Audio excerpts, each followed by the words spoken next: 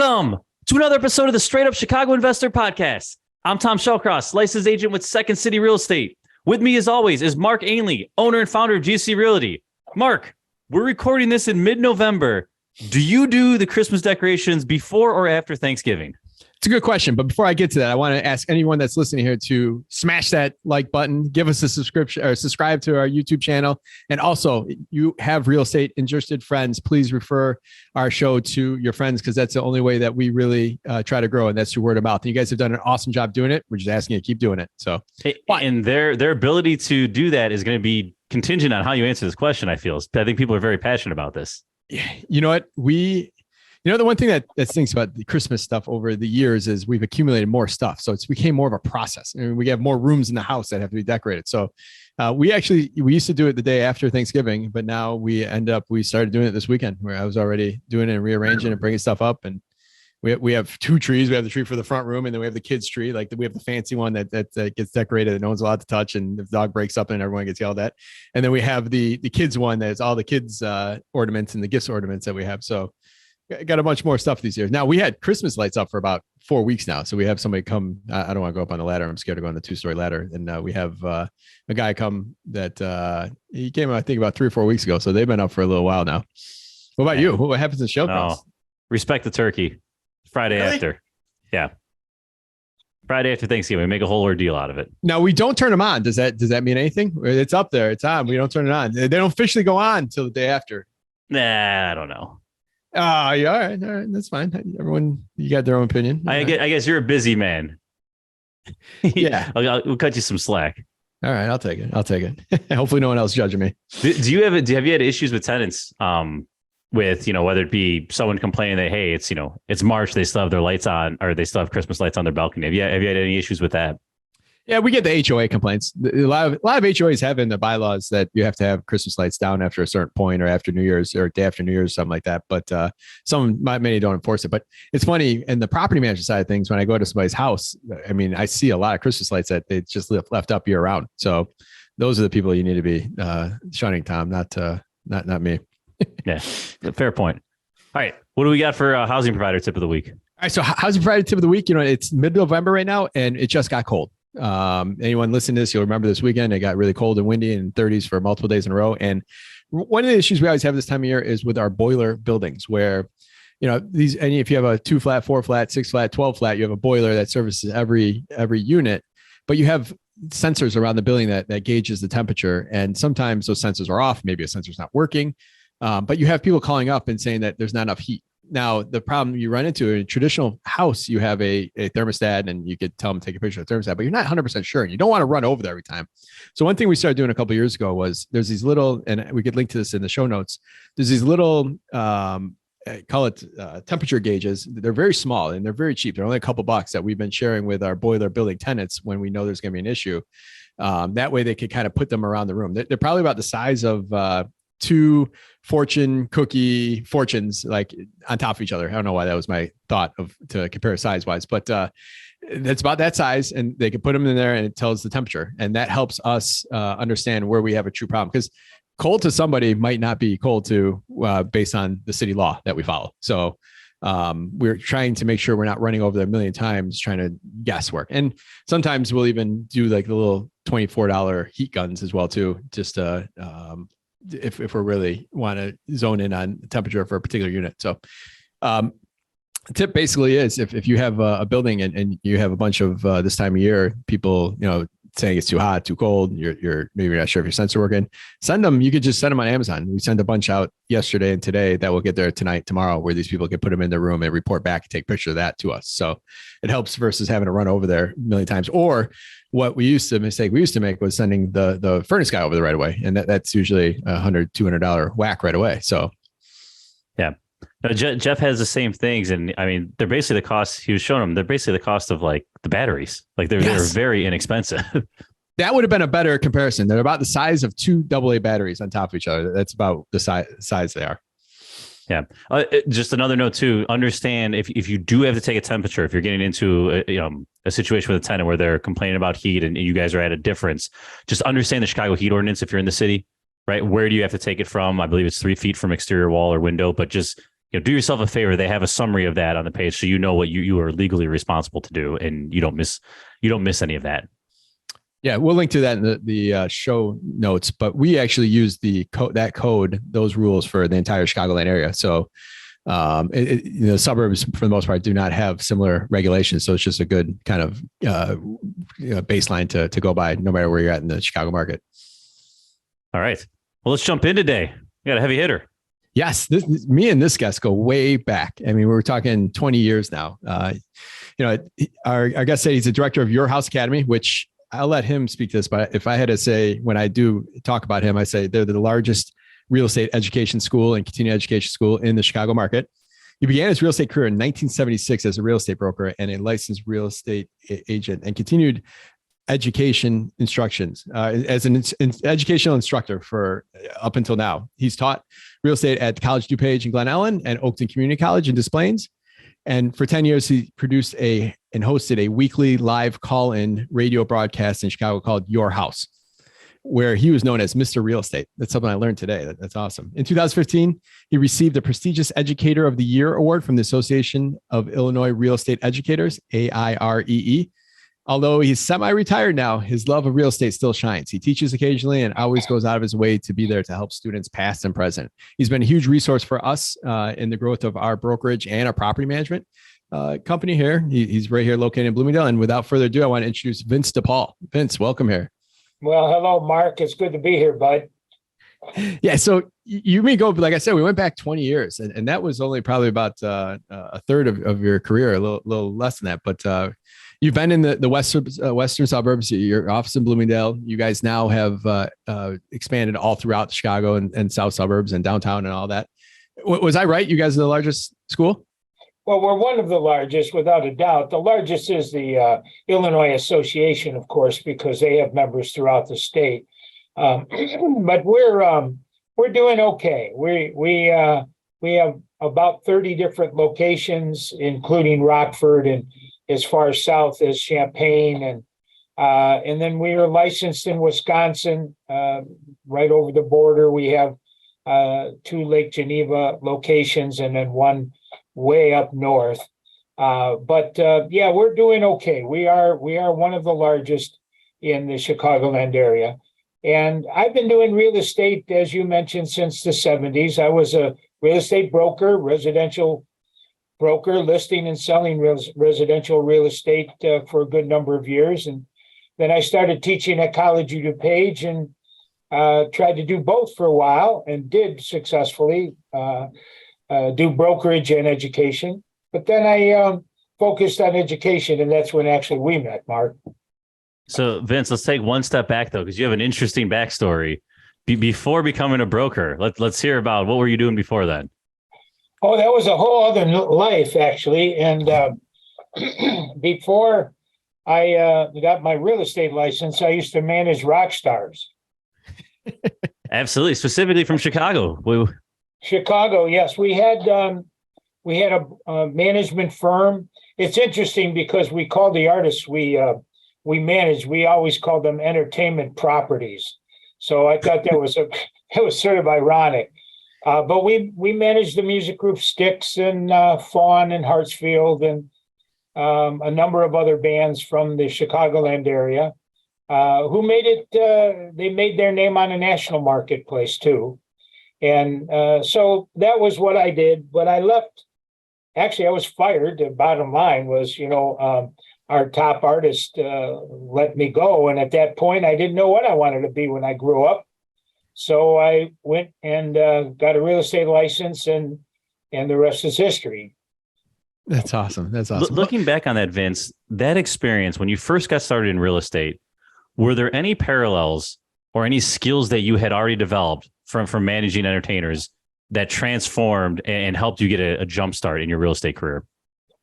Well, the first thing that comes up is the emotional aspect of real estate and how when you're dealing now, Mark, you guys, you do a lot of commercial real estate, and that's like business to business, more or less. But when you're doing residential brokerage, you're dealing with people at a time in their lives where they are at their emotional peaks. they're buying because they're either successful or they're downsizing or they're selling their home because of whatever reason. There's 1,000 different reasons, but they're all emotional reasons. And when I was dealing in the music business, when you're dealing with rock stars, these are very emotionally and in many cases unstable people. So there were some parallels there where in the entertainment business, I had to do a lot of babysitting and I had to do a lot of telegraphing. That means letting them know what's going to happen before it happens. And when I got into the real estate business, I found out that that's our number one job, to let people know what's going to happen before it happens. That's awesome. That's awesome. Now, one of the, I've taken your class and I've heard the story a few times, but you grew up in Roseland in the 1960s, which is much different Roseland than it was today. And recently I've just finished the movie. Have you read the book Family Properties? I have not, actually. No. So Family Properties is about, drawing the blank. What's the neighborhood on the west side? Lawndale. It's about Lawndale in the 60s, but the story kind of correlates to some of the stories you've told us. Talk to us about like what Roseland was back then and the changes you saw over that time. Because I know with the bus driver, you had some really interesting stories about some of that stuff. Well, the deal is this. I didn't actually grow up in Roseland. I grew up in Humboldt Park. But my wife's family, my wife's Paulette, and her family did in fact grow up in the Roseland area. And that's where the music group Styx came from. The musicians came out of Roseland. But the interesting part of that is that Roseland at one point was a very lily white neighborhood. It was settled by Dutch immigrants, and there just weren't any Black families anywhere around there until the first Black family moved in the early 60s, late 60s, and the neighborhood actually changed.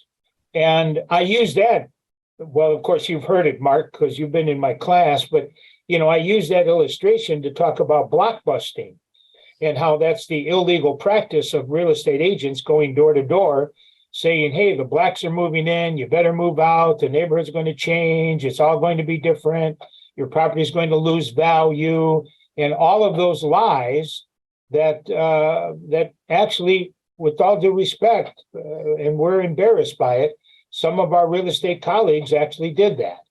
The licensees would go door to door and they call that panic peddling.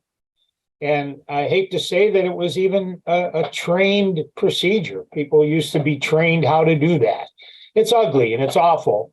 And it's not the way we're hoping to go ever. But the ironic thing was when I did my radio show, and I won't take too much time here, but when I did my radio show, April is Fair Housing Month. So the producer, which actually was Tiffany, who now runs the school, interestingly enough, but Tiffany was producing that broadcast, and she arranged for an interview with the first Black family that moved into Roseland. And I thought that was interesting. So we went on out and met with Robert Robinson was his name. It's not always, I always get it confused. But anyway, Mr. Robertson gave me a very nice interview, talked about how it felt moving into a neighborhood and what was going on at that time and whatever. And then when right towards the end, he said, and the interesting thing about it is that everybody knew me. And I said, well, sir, wait, what do you mean everybody knew you? He said, when I just retired from working for Chicago Transit Authority, the CTA, and my route was State Street. And I would go all the way down through Roseland, 115th, 175th. I'd go all the way back and forth. And people would get on the bus and they would all greet me and, hi, how you doing? And many of them, I knew their names. And they would sit down on the bus. Well, after I bought my house, and I said, if I ever have an opportunity to live somewhere, I want to live here because this is a wonderful place to live. So he finally got to the point, bought a home, And then he heard people on the bus talking about, did you hear that this happened and this person moved in and now the neighborhood has changed? And he's driving the bus, listening to all of this nonsense going on behind him. And it really made him sad because he said, if they would have come to just knock on my door, or if they would have just said hello, I think they would have accepted me into the community without the anger and the fear that was going on at the time. So that I've always found that to be pretty interesting. That was an interview that we did during Fair Housing Month many years ago. And Roseland, by the way, is now starting to become much better. It did turn into really a very, very awful, rough neighborhood. That whole community really changed. And you know what happens, Mark, and your listeners know what happens when prices start to fall, then investors start to buy them. And the investors, maybe some are good landlords, some are not landlords, but the ones that are not good landlords become, the term is slumlords. And when you're a slumlord, it destroys the community. And that's what was happening because people were panic peddling their homes. They were selling them at such a reduced rate that they were being bought up by, to use the term, slumlords. But it's getting better. The neighborhoods are getting much better, and it's looking good now. But that's an illustration I use in the classroom. Yeah, I've heard that story a couple of times, and it's crazy to me. Just think how that was only 67 years ago. Some of these neighborhoods were going through those issues, and it's I don't know. It always kind of touched me every time with that. Tom's a big Pullman person, so not far from Roseland, but Tom's got a bunch of investments down there and has always been a big cheerleader of Pullman. Good. Get that one back on track. We're getting there. Yeah. Well, Roseland's came a long way. I mean, it had that, we call it the 90s and 2000s, the wild hundreds. I mean, that's where it got the reputation down there. It was pretty rough for about a decade and a half down there. But Humboldt Park, I guess I didn't realize you were from Humboldt Park. Like, that's where I grew up. What was that like back in the? Tell us a little kind of rundown on that. Well, Humboldt Park itself was the jewel of the Chicago Park District. This was built by WPA workers. This was like right after the First World War. They had all these artisans and craftsmen that couldn't find work. So the city put them to work, and they built this beautiful, beautiful park right in the north side of Chicago. And the lagoons and the architecture and the waterways and the boathouse and the docks and all of the things that are there were just splendid. They were done by artisans. In fact, going back to the music business, that's where we shot a lot of our album covers. We would go to Humboldt Park and shoot these up because the scenery and the architecture was stunning. So we would shoot a lot of album covers in Humboldt Park. So Vince, when you decided to become, you're going to get into real estate, can you talk to us about the first 2 to 3 year grind, right? Because you have a lot of people go through your course and they're all hungry and they're all wide eyed and they're ready to go. Not everyone makes it though. So talk to us about your personal experience, just some of those failures, like, man, am I going to make it type of scenarios, before you became who you are today? Well, that's a good question. When I first started, I really didn't have any knowledge, frankly, and no preconceived notions about what real estate was all about, what real estate brokerage was all about. At the time that I went to the College of DuPage to get my license, I just needed a job. I mean, to be flat out honest, I needed work. And so I started out with a company called Ridgeport Realtors. Now, this goes back many, many years ago. It was a successful brokerage back in the 50s, 60s, and 70s. They were a successful brokerage. And and I really didn't know much about what I was doing. Frankly, I was very naive.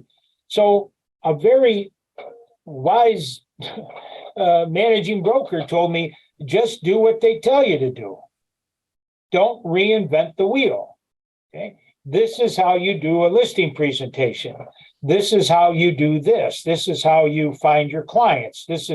And they would tell me just what had been done in the past that worked. So, frankly, Tom, that's what I did. I listened to a lot of sales motivational tapes, and I learned a lot of verbiage, things to say when I was with clients. So it really was do it this way. And if I found that if I did it that way, it worked for me. And I encourage all of my students right up front to do things like advertise for renters. Through the multiple listing service, you have a category for rental properties that are listed properties. Well, there's a way for a broker, a new agent, to get some experience and to work with the general public by helping them find a place to rent, by using the resources there. So not only that, but it keeps them busy. And when they're successful, they'll get paid right away. They don't have to wait as long for a commission check. And now they are building to their own sphere of influence. And so the way I first started out was just by listening to those motivational tapes and doing what they told me to do. Nice. You received some interesting advice. I think when 𝗵𝗶 recently had our conference for the commercial side of things, you gave some feedback on how you got into real estate investing yourself, and the ways of like your commission tied with a small down payment, how you could be buying these properties versus just brokering them. And it's done well for you. I know, I don't know the exact number, but you collected a lot of them over the years, or invested in a lot in a little area that have served you well here later on in your semi-retirement life. Give us an idea kind of how you shifted, or the access you see that real estate brokers have to being in investment. Because I think you have a lot of real estate brokers that help investors, and they wish they could be investors, or that's their end goal, is to be investors, when you kind of dove in head first with some of that. I did, quite frankly. I mentioned Ridgeport Realtors earlier, and Ridgeport Realtors, there was a Mr. Ridgeport, and he came into our training session the first week of my career while I'm in training with all of these other new agents. And he came in and he made just a shocking statement to us. He said, welcome to my company. I'm happy to have you here.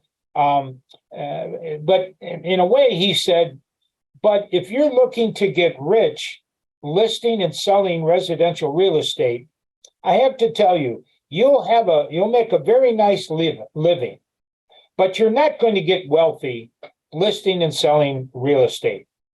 And everybody's sitting there going, well, wait a minute, that's why we're here. We're here to get wealthy. And he said, no, helping other people through your brokerage, great idea. You're going to love it. But the way to become wealthy in real estate is to own real estate. And the end goal is to have properties that you own and are generating revenue for you. And because that you can benefit from the appreciation, you can benefit from the income, you can benefit from the depreciation. So there's all of these benefits to owning real estate. And when you're a real estate broker, as Mr. Port explained, that you have something that the general public doesn't have, and that's a broker's fee. There's a commission in that deal.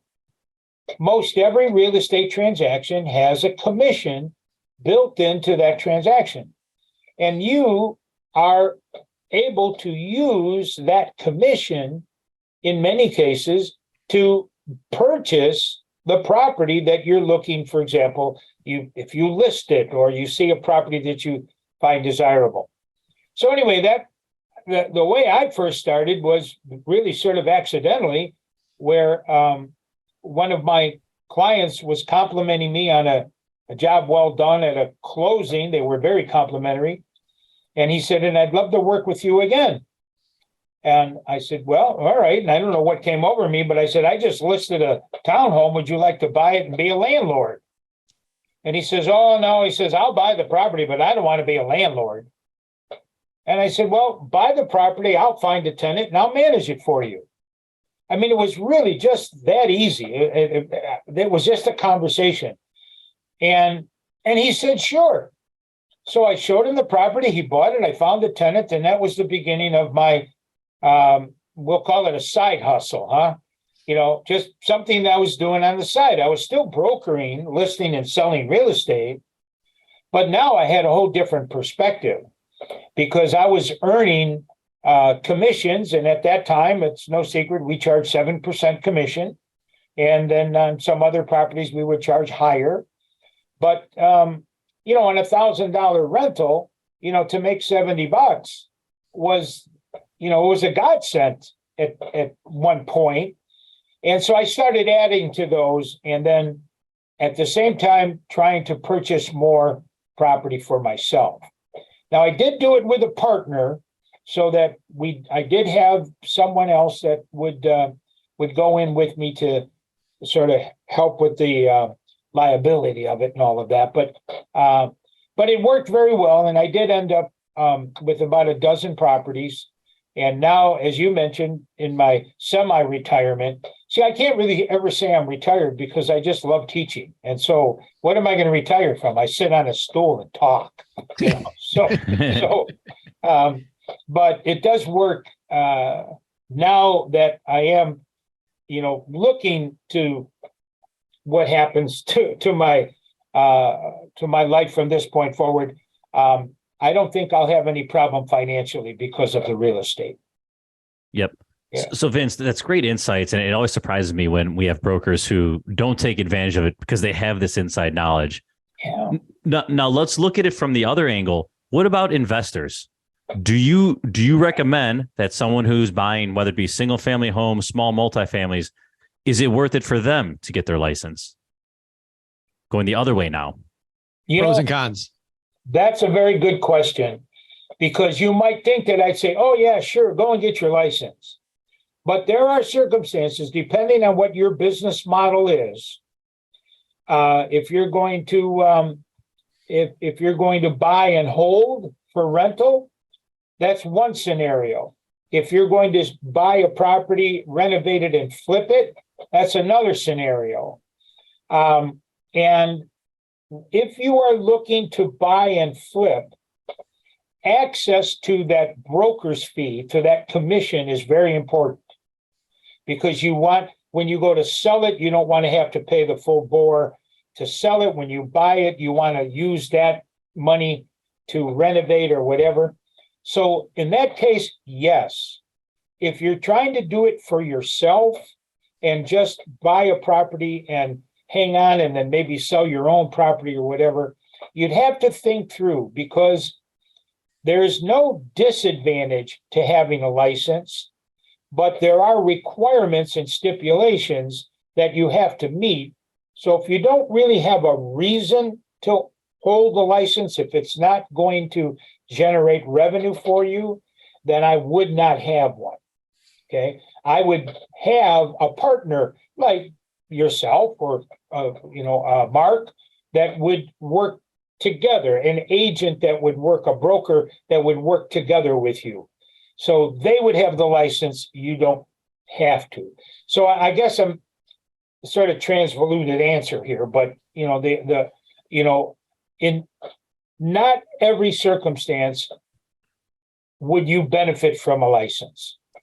Let's break that down, because you have just put some numbers to it. If you're buying a $500,000 house and you're going to rehab it and you're going to flip it and sell it for $800,000, I mean, you're literally talking about just doing quick math, like 20 to 20,000 on the front end and maybe another 25 or 30,000 on the back end that either is going right into your pocket or right to your bottom line. I know, Tom, you're dealing with that. You find stuff off market, but you're at least saving on the sales side a lot, right? I'm probably a little bit of a different cat here. Like I actually like working with other brokers because it entices them to bring me deals. Yeah. Right. That's the carrot. Right. We will pay you on the back end. You bring us a deal, you get on the front end, and we'll sign the listing agreement the day we close so that you're protected on the back end. So like I almost look at it as ammunition. And then I don't have to give up my Saturdays with my kids. Like I can justify it in my head. Right. I'll go there too, because you could also use on the front end the commission as a negotiation tool as well too. Like, hey, I'll forego my commission. So, but what you're saying though, what we're both saying is having it in both those circumstances gives you options at least. Yes, absolutely options. And the other thing too, so like, sorry to cut you off, but it's great having people that you can depend on that. Hey, they'll bring you deals. They'll get it on the back end. That creates deal flow for us instead of me taking the commission. But the deals I do represent myself, there is something to be said for being the one directly negotiating with the buyer, not hearing it secondhand, being there, being the one in the room, seeing how, so-and-so love the house and knowing just where they really stand and what kind of stance you can take in a negotiation because you've seen them from the second they saw the home. You're not getting, you're not hearing it from someone, 24 hours later. Like you actually got to see it face to face. They got to know you a little bit and just the negotiations just seems to go a little bit better. Not that I'm better at it, just there's one less person involved. I can see the little bubble above Vince's head right now. It says disclosure, disclosure, disclosure. Absolutely. Well, that's it. The three most important things in real estate are location, location, location. And the three most important things in the real estate business are disclosure, disclosure, disclosure. Our job is to reveal, uncover, disclose every bit of knowledge that we know about the transaction or the property without hesitation. And as a matter of fact, if you have a license, to answer your question too, Tom, if you have a license, now you're obligated to disclose that on every document you sign. So if you have a license, even though you may not broker that deal, someone else may be selling the property that you own. You have to put on there, owner holds an Illinois real estate broker's license. That needs to be disclosed and revealed. But, that's the wonderful thing about real estate. There's always more than one way to do everything. It just really is. There's more than one way to buy, more than one way to sell, more than one way to finance, more than one way to take title. It's pretty exciting, actually. On the flip side of that, if you're going to be a hold investor, and I think this is what you're saying, Vince, and I think this is what I did is my partner, Brian, who we bought a bunch of properties early on with, I had the license and he didn't. So he benefited from me having the license, but it didn't require us both. Was that kind of what you're saying? That's exactly what I'm saying. Sure. If you got somebody like yourself, Mark, if I'm an investor and I know that you're in the marketplace working every day, you see things that come up and you send them my way. That's part of brokerage. It isn't always just, trying to get somebody to list their house with me today. It's a matter of building this relationship that, hey, what I'm looking for. You've got my best interest in mind, and you bring me property. I wouldn't need to have a license if I had someone like you working with me. A lot of what one of the reasons I want to do this episode is to be able to break down if people should get their license or not. And I think a lot of times it comes down to cost, right? So, I mean, what are the kind of costs these days? You don't have to be exact, but if I want to sign up for a class today, all the way to taking the test with AMP or whatever, they're not called AMP anymore, but PSI, PSI, they had to change the acronym. But what is that type of cost, I guess? Well, that's a really good question. From the very beginning, you need to have 75 hours of education, pre-license education, and then 45 hours of post-license education. So the pre-license education will cost you about $600. If you're going to do it live in classroom, takes about 8 weeks to complete the course. So that 8-week course will cost $599. Then the post license is about $245. So now we're at $678.50. To join the Board of Realtors is another $1,000, which is a requirement if you're going to do business in our area with any broker who is a member of the Board of Realtors. So, and then you'd want to take advantage of the MLS. You want the multiple listing service, and that's going to cost you another $200 or $300 to start, and then somewhere around $50 to $60 a month for that membership. Then there's errors and omissions insurance. You would never drive a car without having insurance. And the real estate business offers errors and omissions insurance. And it's just what it sounds like. It's if you make a mistake or if you forget something, you omit something. We have insurance coverage for that. And that'll be, depending on the broker that you join, that'll be another $200 or $300. So, and then, you're going to need to market yourself. The one thing I stress with anybody interested in the real estate brokerage business is that it's not a job. It's not a job. There is no salary. You don't get insurance benefits. There's no days off, no paid holidays. It is a business. And so therefore, you're going to have to be able to support yourself for a period of time. And you can start to earn money in real estate with your license pretty soon, but there's still going to be that gap. And so I always suggest that you need to have at least $2,000, $2,500, put aside so that you could make this investment in your time and to get your license. Because, as you mentioned, the fee to take your license is $60. So by the time you're done, you're going to be looking at just under $2,000. $2,500 is a good grub steak. That's awesome. So just to review that, to get your license, you might be $1,000 between the pre and post, and then $1,000, $1,200 a year, kind of ongoing for whatever. And then whatever you negotiate with a broker you go to, you will have to. Correct me if I'm wrong. To be your own managing broker, it's 2 years now. Yes, you need to. Right. We have. There's actually two categories. There's three categories. First of all, we've got the residential leasing agent's license. We'll put that aside for a while. The entry level is broker. And then, but in order to have a license as a broker, you need to be sponsored. So you need to have a sponsoring broker.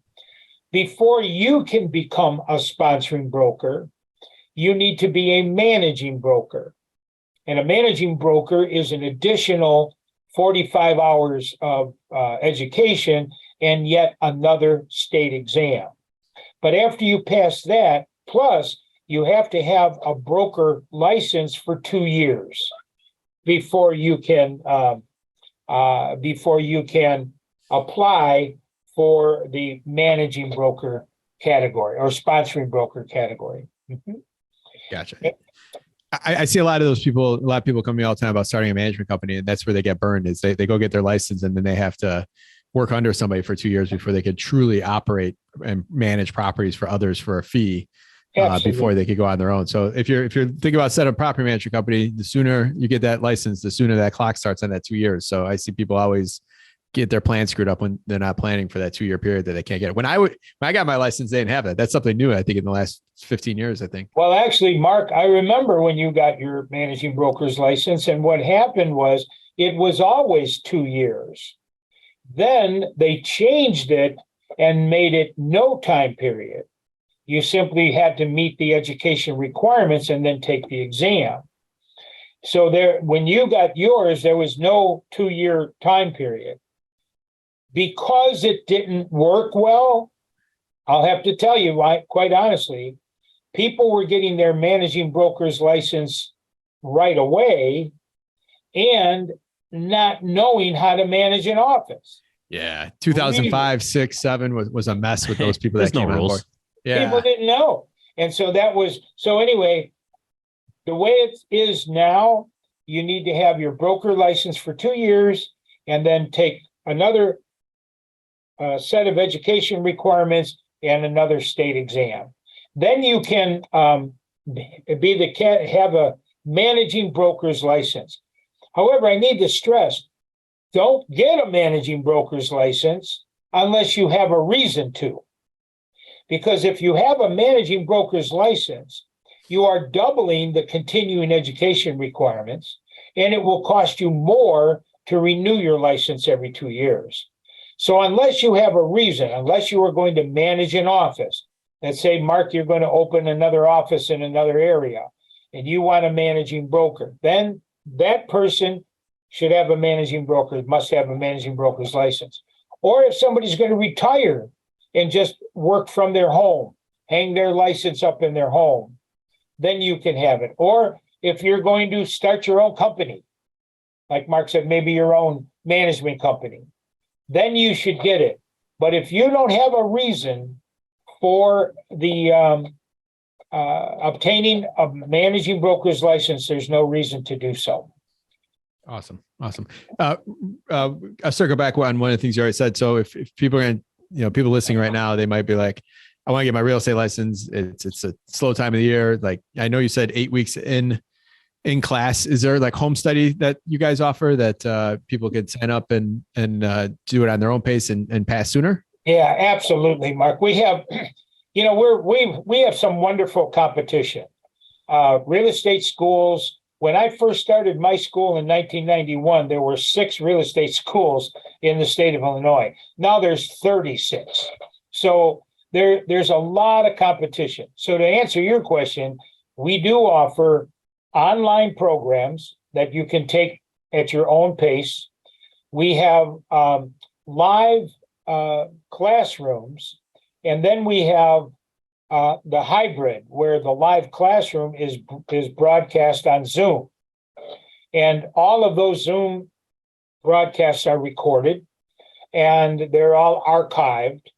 And so you can take it live, you can take it online, you can also take it with an old-fashioned home study course, where you get your books and materials in advance and you just do it at your own pace at home.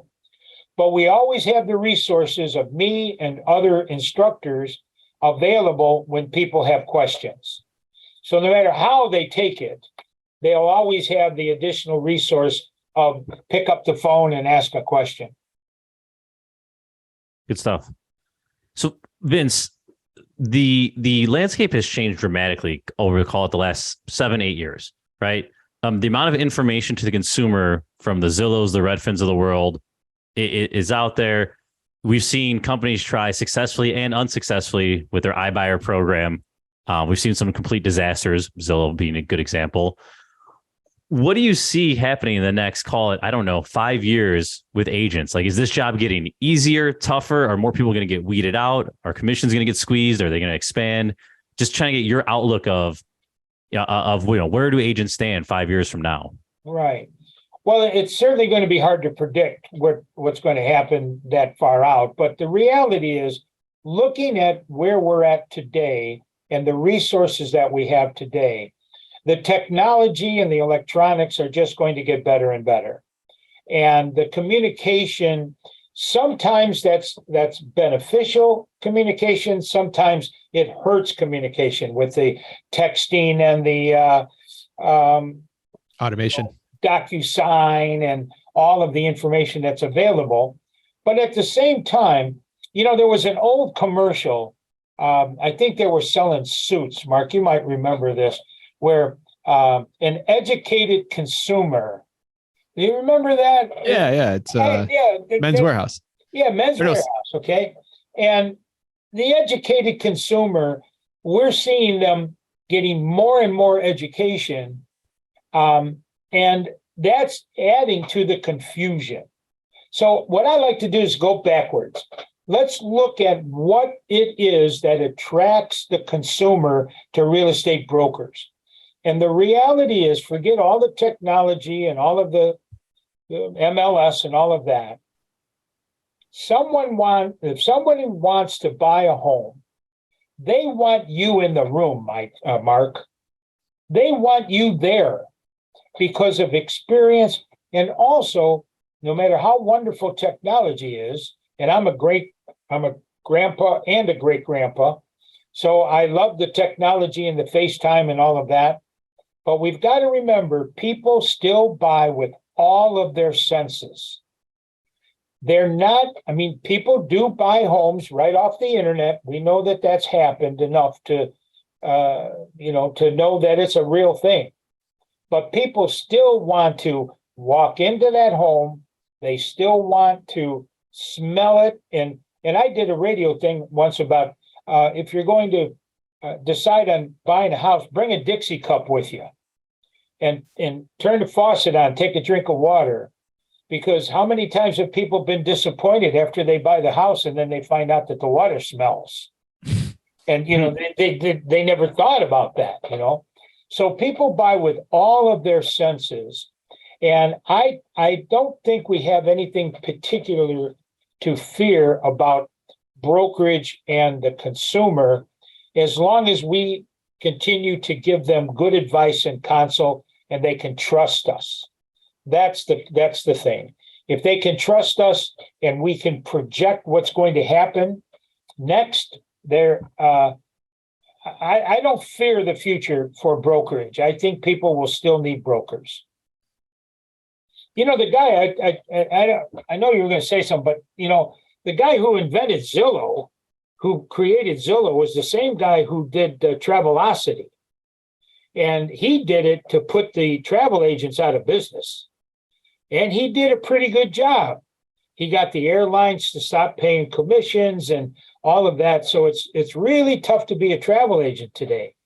But when he started Zillow, he said himself that this will not replace the broker, because it's easy to make an airline reservation, but it's not easy to buy a house. See? And so I sort of like that. So I don't think we have much to worry about. I love it. And I have to stand corrected. It was Sims that was an educated consumer as our best customer. You go. That's what it was. But they were selling suits. Yep. Sims over on North Avenue in Villa Park, across from the original Portillo's. I remember that growing up. There you go. So, you got it, man. I knew Men's Warehouse because they got the other saying of you'll like how you feel. I'll guarantee it. I guarantee you like the way you look. You like the way you look. I'll guarantee it. You love how you look. All right. That's awesome. All right. Well, thank you. It's fun, man. How much time we got left? We're going to keep going all day? We're going to wrap up here. We got some questions here for you. And right. I did give you prep in advance. I'm not sure how much you prepped, but I want to make sure you saw what was coming at you. I saw them. All right, good. All right. So then we're going to expect better answers. All right, Vince, question number one. What's your competitive advantage? How have you been able to do this with your education and become number 2 in Chicago next to the Realtor Association when others wish they could? Yeah, you know what? It's going to sound really cliche. And boy, this is such a standard answer, but it's my people here. It's the people that somehow or other just maintain this loyalty towards the company, towards the school. We have 30 instructors. And I couldn't tell you why in the world they work for me. I don't pay them that much. I mean, they get paid all right, but so nobody's doing it just for the money. And it honestly is. It's the customer service, because Mark, if you want, I just said that our pre-license course is $600, $599. All right. You can get it for $400 somewhere else. You can. It's available. You do a little research and you can see it. But the reason is we've got all of the resources, and we want you to get that license. And once you're in our records, either Tanisha's going to call you and find out how you're doing, or Roxanne's going to call and find out how you're doing, or Tiffany's going to get in touch and how your study's going. The instructors are told to stay in touch. So the competitive advantage we have, quite frankly, is the customer service. It really is. Vince, what is one piece of advice you would tell someone that is yet to buy their first property here in Chicago? They got to do their research. They really do. There's a lot of things that you don't know. So I would say, do your research, and then find a broker you can trust. Get a good referral. Find somebody who has experience, because it's like opening the hood of a modern car. You look in that, I wouldn't know what to do. It looks like a computer almost. Well, that's sort of the same attitude when people enter the real estate marketplace. They sort of think they know, but there's a lot of pretending. So number one, do your research, find a good broker. And number two, just make sure that you work with your heart. Because when you walk into that property, you're going to know it's yours.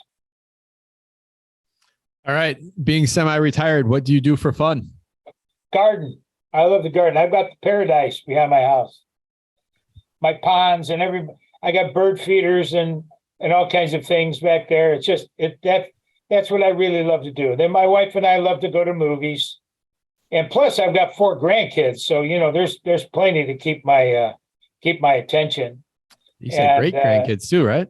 I say it again. You said great grandkids too, right? I got 1 great grandson now. He's in New York State, and congrats. I can't wait to see him. He was just born like last month or something. So, yeah. So Congrats. We'll see him soon. So Vince, you can pick pretty much what I like to do. That's good stuff there. So Vince, you can pick either a good book, podcast, or self-development activity that you would recommend to our listeners. Well, I like books. I mean, I really do. And I wonder if I would offend anybody if I said that the number one book everybody should be reading is the Word of God. They need to read the Bible. I mean, even if you're not spiritual and you're not religious and none of that kind of stuff, just look at Proverbs. Just open the book of Proverbs and just start seeing what you should do and what you shouldn't do. It's really cool, So that I'd say the book. Awesome. Besides yourself, name one person in your local network that you'd highly recommend to other investors as a quality resource. Oh my! Well, I've got so many though, Mark, because I deal on so many levels, real estate wise.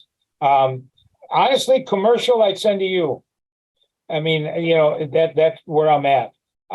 Residential properties, I still like Berkshire Hathaway. I still like my partner Frank Zappa. And so that I would say Frank Zappa is my go-to guy. All right, Frank's a good guy. Yeah. And we get tied back to music there one way or another. Yeah, isn't that weird? He came into my classroom years and years ago, and of course he gets teased about his name all the time, but he's actually older than the dead Frank Zappa. So he was born first. So Vince, thank you so much. It's been a great episode. You provide a ton of value to our listeners. How can they learn more about you? Is there any way they can provide value to you? Well, if you just want to take a look at our website, and it's 𝗷𝗲𝗃𝗏𝗃.com. And even if you're not interested, give me some feedback. Tell me it was easy to maneuver. It's a nice site. It's, I could find my way around. I'm always looking for feedback from the public as to what we're putting out there. And, so I would say if anybody can help Your House Academy out, it would simply be go to the website, check it out, see if it's maneuverable. I know it's pretty, but other than that, and see if you can register for a class. Tell them there you go. All right, Chicago Fact, Mark, who are we playing for? We are playing for 𝗥𝗲𝗃𝗏𝗃𝗏𝗃 out of Cicero. He bought a T-shirt. It sounds like a Cicero name. 𝗥𝗲𝗃𝗏𝗃𝗏𝗃. He bought a T-shirt actually in April, so this one's going back. All right, so Gus, I think I have a layup for you. No pressure, Mark, but I think we got this one in the bag. All right. So we referenced Roselle in this episode, home to Dennis DeYoung from Styx. In a previous episode, we mentioned it's the birthplace of Dick Butkus. It's also home to Eliot Ness. Mark, what is Eliot Ness famous for? I literally just read a book on Prohibition and Al Capone this weekend. So there we go. He was the officer, and anyone see the movie Untouchables? He was the one trying to take Al Capone down. You are correct. Now, without that book, would you have gotten it? Is that name? No, I wouldn't have gotten it. I mean, that's I mean, that name's everywhere going back forever. So Yeah, it was either give you the layup there or make it harder. Like, hey, how much money and booze were they escorting? But he was so for reference, Elliot Ness was responsible for probably, they said, an estimate $9 million in lost revenue to the Capone's gang, which in today's money is $320 million. They offered him $2,000 a week, which in today's money is $36,000, so $1.8 million a year to stay quiet and to turn a blind eye, and he didn't, and that's where he got the name Untouchable. Wow, the Chicago outfit, like in that time, was bringing in like in the billions on an annual basis. It was just crazy. Like when the book I was reading is just a quick short book, but it was they kept translating the dollars into what it was like a 19 or 2002 dollars, but they had a lot of references to billions of dollars that the outfit was bringing in, like it's just crazy how much money that was. And how it's crazy. I think about it this way, how they manage it, I mean, that's, if you're keeping cash, like that's a lot to just like be worried about someone stealing. Like if I have $1,000 in my car, like I literally will go make sure my car is locked every few minutes. Yeah. But it's just a crazy amount. All right. Good stuff. All right. Awesome. Gus, you won the $50 gift card brought to you by Renovo. So Renovo, thank you very much for sponsoring the Chicago Fact. Vince, awesome show today. Tom, awesome show. Listeners, if you found this show helpful, you can reach directly out to Vince. You can reach out to me if you want to discuss more about what it's like to open up your own shop, or if you want more questions on pre-licensing. I'm always happy to help, and then I'll eventually probably refer you over to Vince's firm. Thank you, Vince. Thank you, Tom. Listeners, we will see you next week. Good. This is fun. Thanks, guys. Thanks all.